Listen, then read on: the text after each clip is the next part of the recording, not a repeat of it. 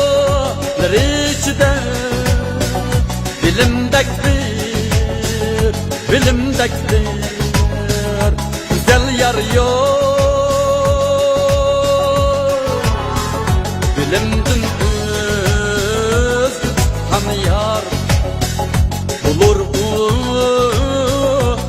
o gayda var yok.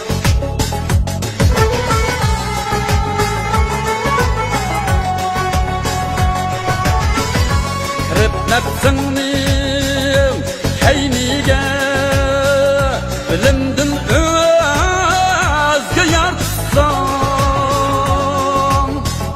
beşinga gel sübürkülle çağda sen kebi kar yok.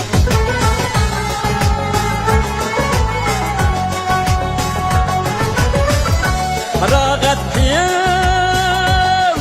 asla bilimdin özge yatma senin kadrin saklaşta bilimdek yaş hemkar yok.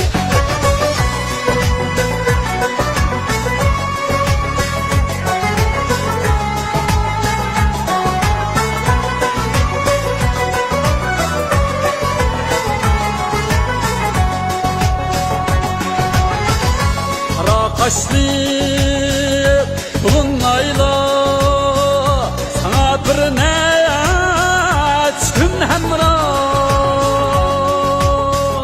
Eğer sen buldun ayrılsan şu an taşlar hiç arı yok.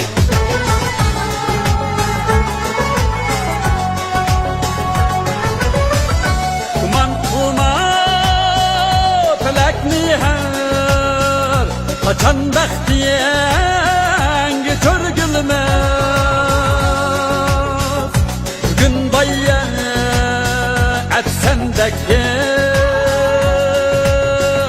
kaday yok bel kazdar yok.